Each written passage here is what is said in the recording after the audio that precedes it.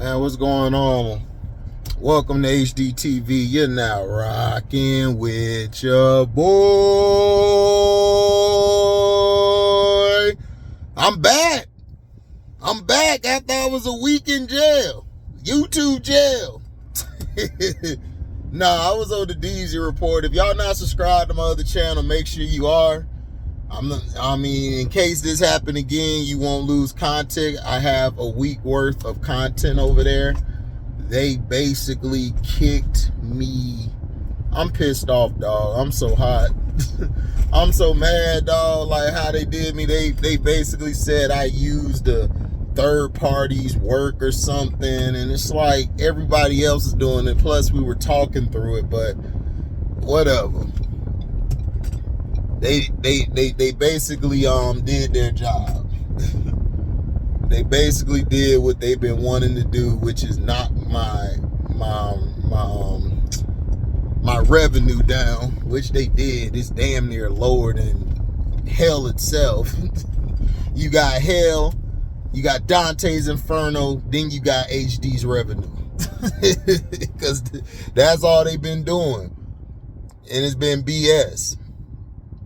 So I'm going to have a StreamYard tonight. We're going to talk about Conway's album, Won't He Do It, and Nas's Magic 2. I've gotten time to listen to both of them. I didn't do Conway's album because I didn't have time, but I had some extra time, so I'm going to talk to you guys about that. Now, basically, I read the manga and watched the anime, Claymore. Now, Claymore is about basically a girl who's well, they were given that name, but she's a half woman, half demon. Basically, well, she's 1/4 because they put the person who we figured out later on, who actually like groomed her and was watching her, named Teresa, who is the greatest #1 warrior of all time and stuff. And the girl's name is Claire, and her Teresa's parts were put inside of her. So it was put inside of her, and now she's basically got her powers and stuff, but they basically said it was failed. But as time goes on, she learns how to train. She lost an arm, like she almost awakens fully, but her awakening is kind of different. So she was awakening, and then she went back to her normal state. She found a kid named Rocky, who basically grew up like her. Rocky, all his family. He found out that his brother was killed and turned into a Yoma, which is a demon. They call it Yoma. The demon basically like killed his whole family. So Rocky was kicked out of the village. You know, so he was out there trying to find her. And then he got set up by this demon who transformed into somebody else. And he found it was a fake Claymore, but he found out that it was a demon because the person referred to themselves as Claymore. If you read the beginning of it, they don't call themselves Claymore. The people call them that. The name was bestowed upon them from the people. So it basically gets into a mission where she basically told Rocky like they gotta separate because they were going against a woman that was I think the third, like in the top 3 ranking, and she was Ophelia. She was crazy. She was batshit crazy. So she was batshit crazy. And what she did and everything was she tried to kill Claire. She cut Claire's arm off, and then she cut her wrist off. So basically, well, she chopped her arm up, her dominant arm, and then chopped her wrist off. And that's when Elena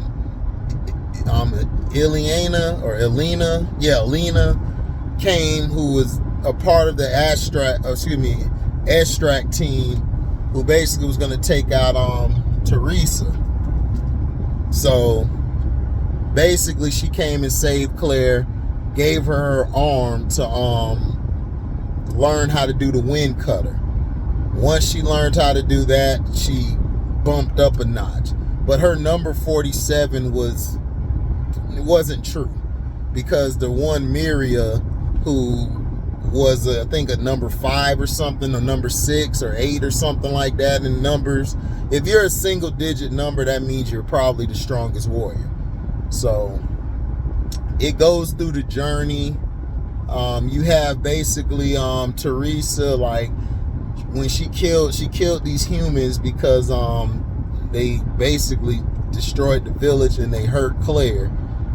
Claire, when she was a little girl, Teresa basically, was supposed to be killed by her fellow her fellow compadres, and she hurt them, but didn't kill them. She hurt them, and then that's when they sent the higher single digits after Teresa to take her out. It was Elena, I forgot the other two names, and then it was a girl named Priscilla. Now, Priscilla would turn out to be the main antagonist of the whole thing. She became an awakened being. And what that is, awakened being is basically a person who was a Claymore, who basically goes full Yoma, but they still can keep their appearance, but they go full Yoma, and because of that, it exponentiates, I think that's a word, exponentiates their power, like to extravagant masses of energy and all of that stuff, or whatever you want to call it. So she basically killed Teresa, and that's when Claire vowed to have revenge on her by any means. And the whole time she's trying to do that.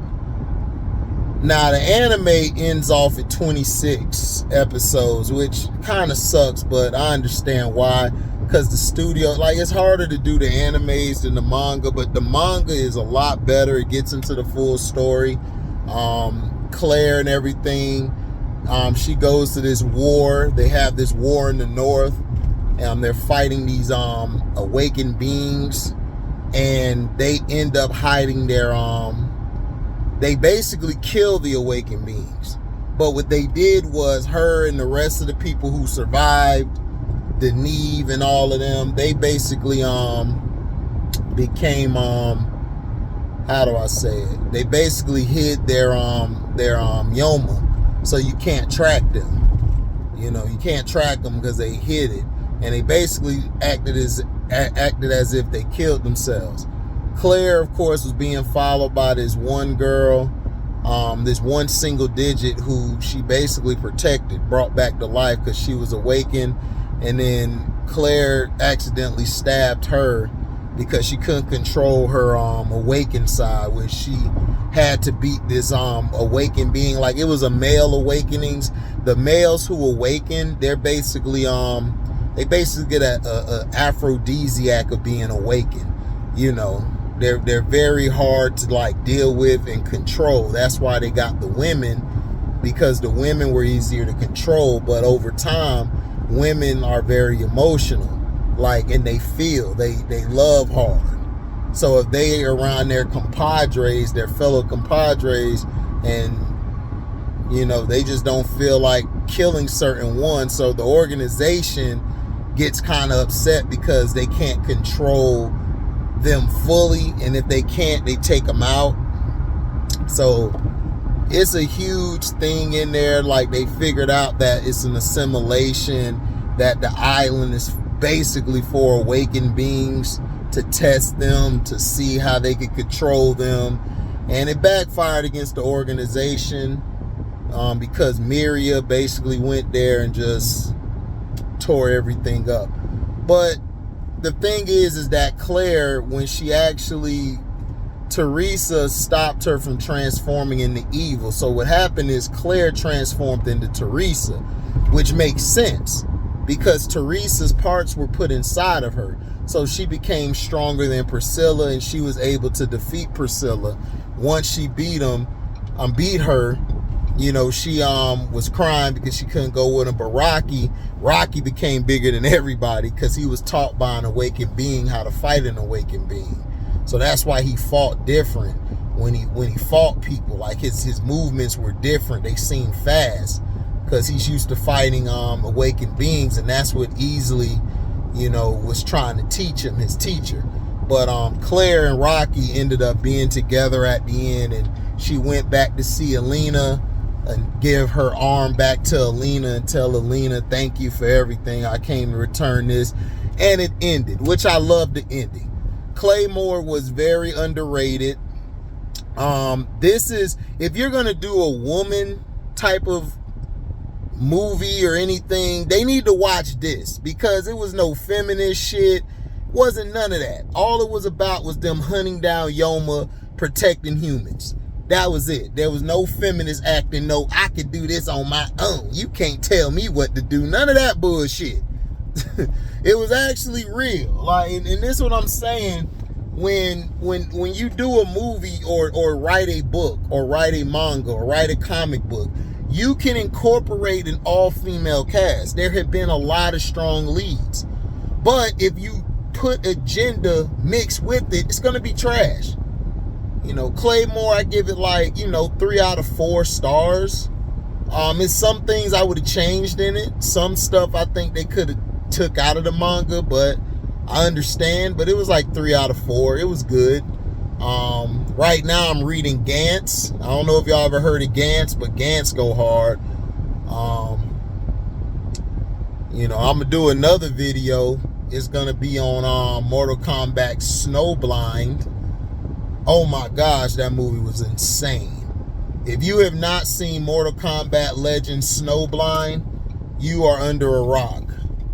LB was right. Shout out to LB, because that was the truth. That shit went hard. But I'm gonna talk about that in another video. But Claymore basically, it was the organization. They were basically running tests, testing people, then they kill certain ones that they felt they deemed like hard to control and potentially could awaken. They don't want that because they don't view their power as strong. Claire was very special, and the one dude, Rubel, who I like Rubel was an asshole, but he was a kind-hearted asshole. He actually loved Claire. He liked it, Claire. He was happy that she survived. Like, he even said, like, that's the way to talk to me after I've been hoping that you survived. You know what I'm saying? Like, the commentary between them two was amazing. Like, very eloquently put, very well written.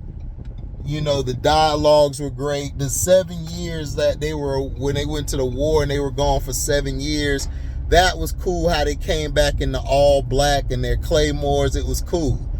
I like what they did and stuff.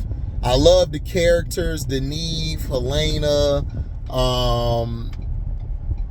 Helena was my dog. She just was hyped all the time. And Deneve was like the calm one. Claire was calm. Miria was a great leader. And then they got 3 new ones from the organization. They were able to turn all the claymores against the organization. That shit was raw. But Claymore was great. It was great to see her get back to Rocky, because Rocky, he reminded her of herself. And, and it's because of him and his love wanting to be with her that they came together. So they left and did their own thing. Everybody left, did their own thing. It was great. So thank y'all for listening. Make sure you like, comment, subscribe, share this. Hit the notification bell to select all to receive upcoming notifications. If y'all love what y'all hear, y'all could donate to the page by going to the description box, hitting a link that goes to my Cash App to donate whatever your heart's desire. You guys can also donate on Zelle. I got the number in the description box. You can super chat when we go live or premiere, and you guys can leave a super thanks in the comment section. So thank you guys for listening. I'm out, and shout out to Vernon for the donation. Deezy.